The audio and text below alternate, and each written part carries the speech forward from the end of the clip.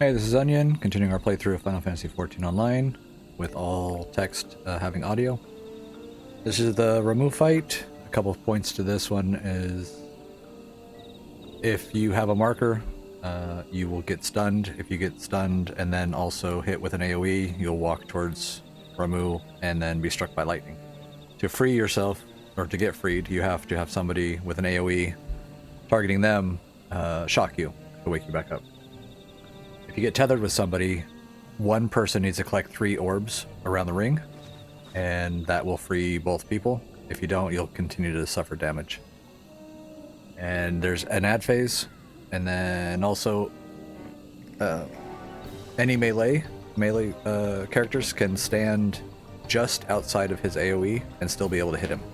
I think it's kind of unique to this fight, where there's a sweet spot to be able to tank him. So we'll see how this goes. Thanks for joining.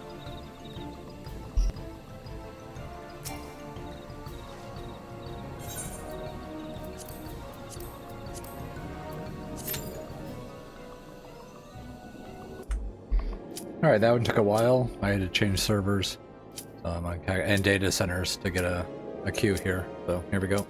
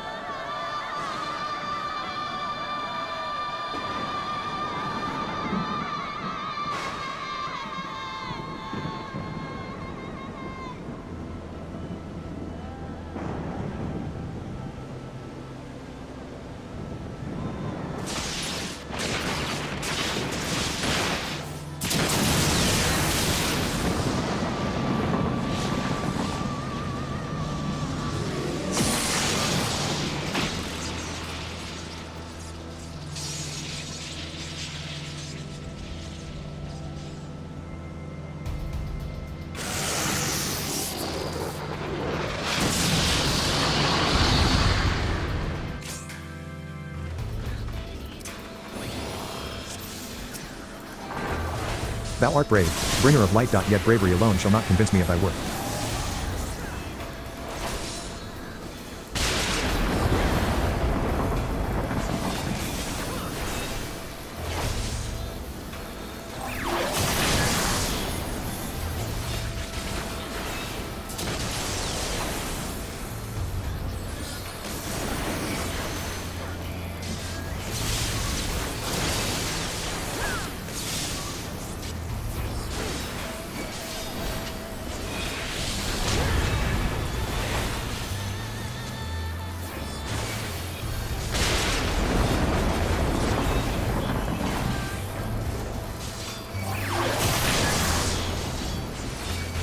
You can see I'm right out of range.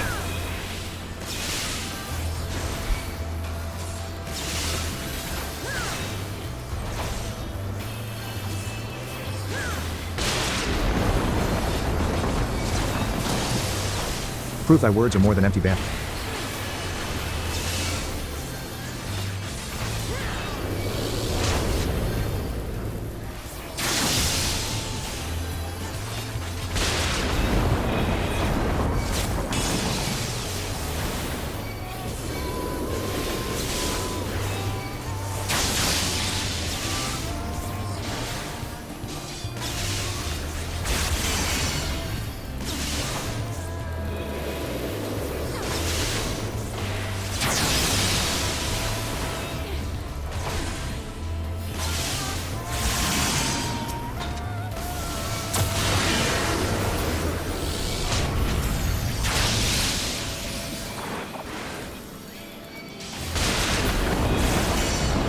Pronounce thy sentence. By the radiance of El be thee judged.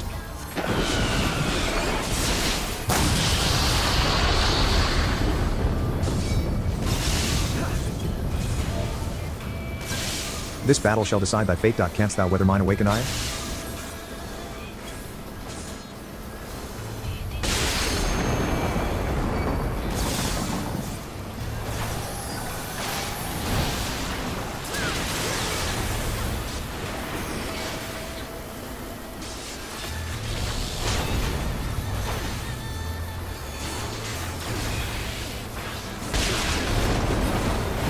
Thy judgment is nigh, to me, mine arbiters.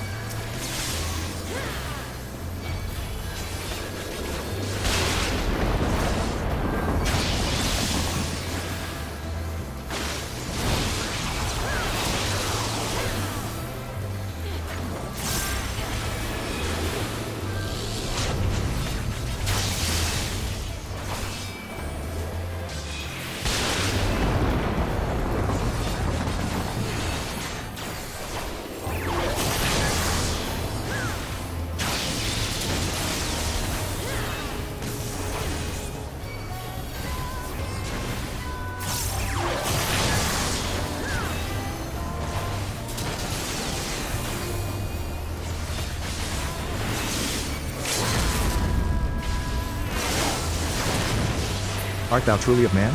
Thy strength exceeds mine expectations.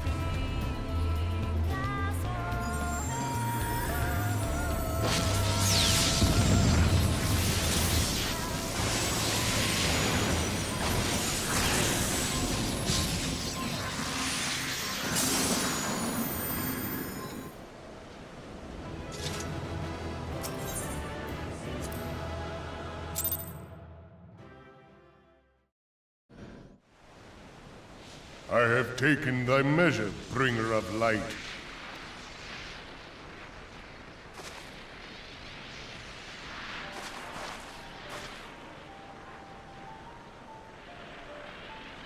And I judge thee a worthy champion. The task of excising the sin that hath taken root in man's heart is thine. Shrink not from employing thy strength in service to the forest and the wider realm beyond. Like hungering shadows do the enemies of harmony gather, and meekness will but feed them. If man is to be delivered from the dark, it shall be by thy guiding light alone. Stray not from the path, for if thou dost, thy people shall be truly lost.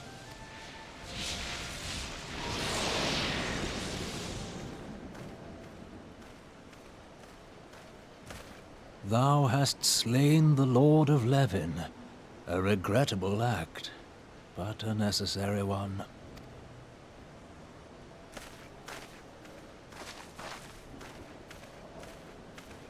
In witnessing thy struggle, a truth hath been revealed unto me. If I mistake not, it may yet prove a chink in the eternal armor of the Ascians. But let us conclude our present business. I shall expound upon my findings at the Rising Stones anon.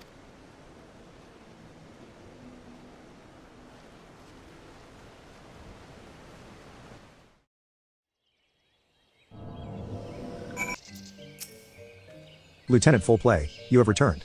Dare I ask how Ramuh received your visit? He challenged you to a test of arms? It is well, then, that you have some experience in such matters. The peoples of both Gridania and Little Solace will be relieved to hear that the Lord of Levin has accepted you as the forest's champion of peace. You have performed a monumental duty this day, Lieutenant Full Play. The Elder Seedseer must be informed of your deeds at once.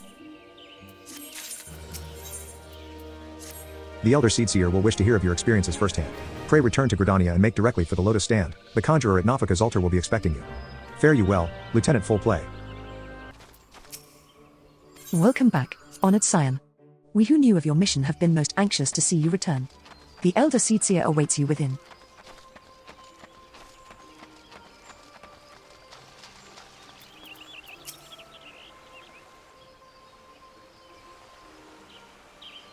You are returned to us, dear friend, and none the worse for bearing the heavy burden which I did press upon you.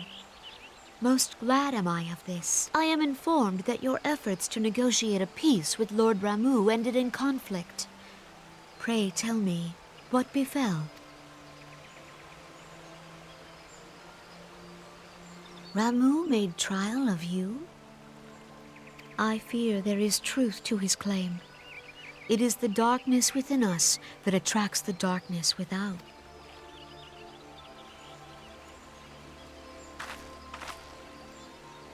It cannot be denied that misfortune follows man. For evidence, one need only look to the conflict brewing in Cartano, or to the rising flood of refugees. Our shared struggle against the Empire should have served to seal our union. Yet the ties which bind the alliance strain under the weight of gross self-interest. As the scars of the calamity begin to fade, so too does our sense of common purpose. Yet now is scarce the time to forget our shared responsibility.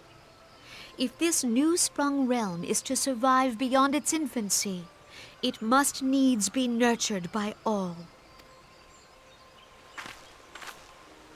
Eorzea must be as one, yet I fear that dream is still far off.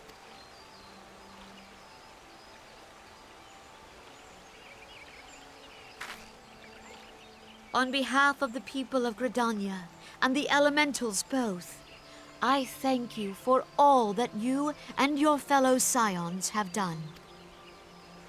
Full oft have I been compelled to look to you for aid of late, and offered all too little in return. As leader of this nation, I shall endeavor to prove a more worthy ally to your cause henceforth.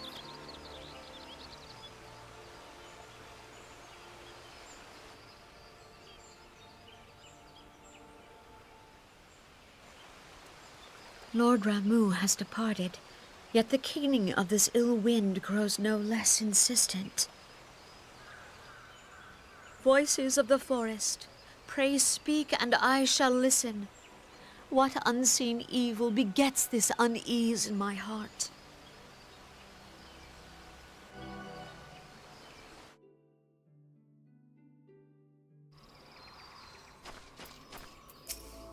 Thus ends another daunting mission. Onion? I'd hoped Lord Ramuh could be persuaded with words alone, but nonetheless, I can only admire the adroitness with which he responded to the primal sudden challenge. And it seems that Oriange, too, was pleased with the outcome. What say you, Onion? Shall we gather back at the Rising Stones and ponder the lessons of the day? Welcome back, Onion. Word of your momentous encounter with Lord Ramuh precedes you. I would fain share news of mine own, but Oriange's discoveries must take precedence. Upon witnessing your defeat of the Lord of Levin, our learned companion was struck with a profound insight regarding the nature of the Ascians' immortality. Let us assemble and discuss his observations together.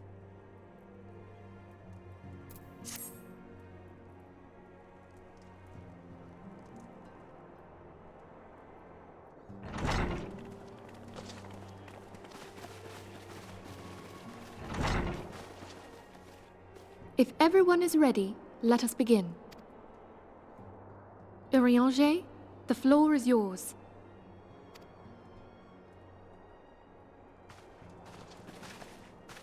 As all here assembled now know, in its final hours as our Order's headquarters, the waking sands did play host to a most unexpected visitor. I speak of the Ascian clad in white, Elidibus. Unwelcome though his presence was, his words that day did serve to confirm a truth long suspected, that the Ascians are eternal beings, to whom physical destruction is as a temporary inconvenience. In the intervening time, Oriange and I have striven to discover a means by which the Ascians might more permanently be slain.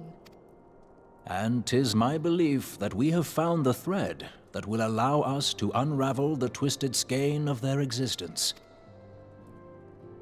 In the moments prior to Leviathan's most recent manifestation, the Sahagin elder who summoned him was observed to undergo some manner of ascension.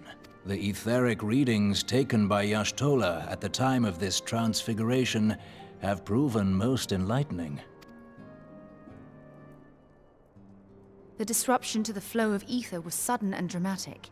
So tangible was the agitation, I scarce had need of my goggles. The significance of Y'shtola's readings might better be understood in the context of mine own, taken at the instant of the Lord of Levin's demise. Unlike the primal, the Sahagin was not subject to etheric dissipation. Before discussing our new discoveries, it may benefit us all to recall what we know of etheric behavior.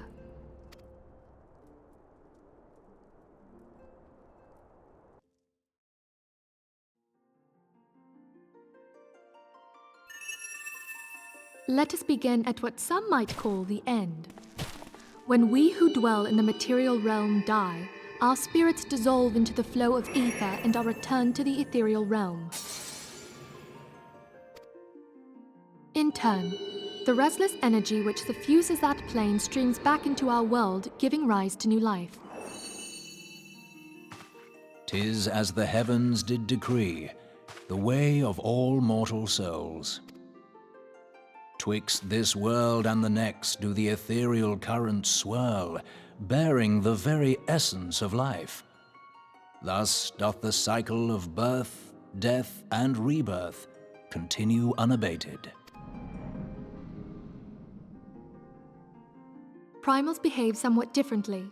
In order to manifest and then maintain a physical presence in this realm, they must consume vast quantities of ether, most often in the form of crystals. Though they may seem to live, their flesh is but ether given shape.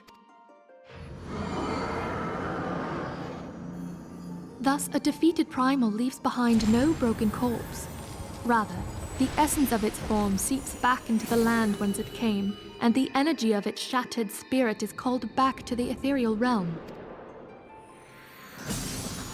And there it waiteth, till next the prayers of the faithful do draw it forth from the sea of ether, to take their offering of crystals and make for itself a new body.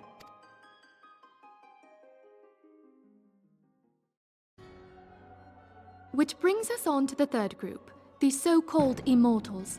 They exist in a manner all their own. Quite. Even as the Sahagin elder fell to the Admiral's musket shot, I witnessed the release of an ethereal cloud, which immediately took possession of a nearby minion. A soul that dissipateth not upon the death of the flesh. The secret of life everlasting, and in the claws of a Sahagin no less. But I wonder, what would happen to one of these obstinate spirits, should there be no suitable host for it to claim? If mortal death entails a return to the ethereal realm, it seems doubtful that the soul of an immortal would venture there. Nay, it merely withdraweth a distance, unto the shore of the ethereal sea, perchance, but no further. Yes, it exists in neither this realm nor the next, abiding instead in the space that lies between them. The Ascians took control of Thancred by means of a crystal of darkness, an artifact which, if our theories are correct, serves as a gateway to the place I have just described. I was hoping people had forgotten about that. I am sorry, my friend. For a mercy, the weary road of our research hath brought us unto an answer. The Sahagin ascended to an immortal state, but he did not possess a crystal of darkness through which to flee this realm. Thus was he consumed by Leviathan. If we could entrap the spirits of defeated Ascians in like manner, and thereby deny them resurrection...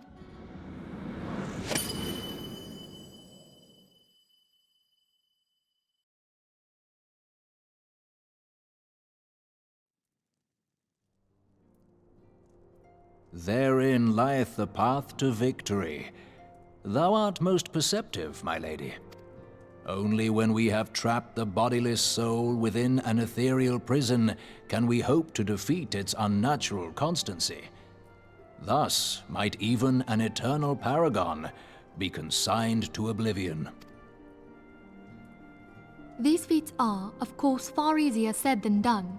At present, we lack a viable means to entrap and extinguish an Ascian soul. Yet, I believe it to be possible.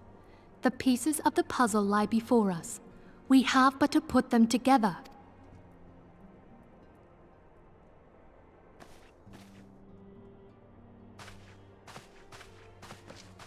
I will depart at once to convene with the sages of Sharlayan. Together shall we divine the steps by which our goals may be achieved. I have the utmost faith in you, Archon.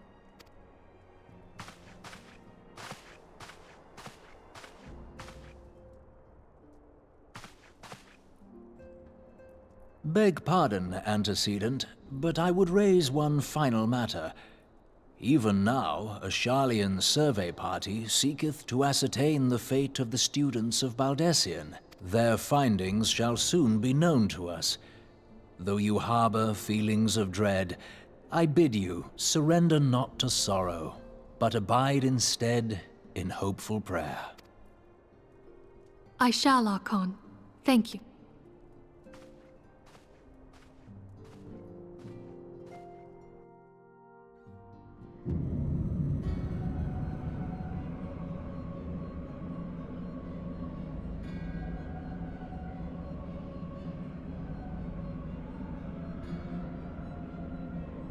The Lord of Levin is returned to the ether, as was Leviathan before him.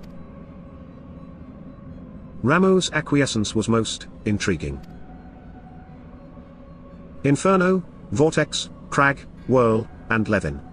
All have now been humbled by the bringer of light. The limitless potential of man. Hydaelyn's servant grows mightier by the day. Yet she prospers at great cost to her mistress, whose strength is all too finite. 7 times have the masses survived the rejoining, but their souls are grown weak and wan. Yet even as it innovates, the ardor empowers our master. All that remains is to nurture the strength of the gifted, to forge the final key. And that is the task to which we bend our every effort.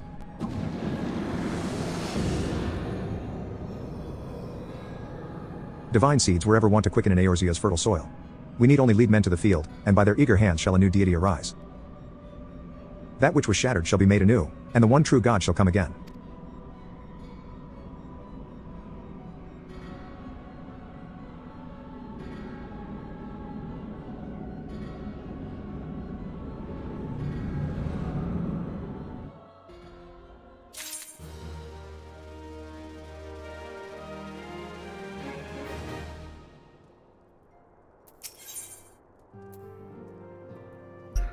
Alright, we're going to pause it there. That finishes up Ramuh, plus information about the Ascians. Alright, thanks for joining.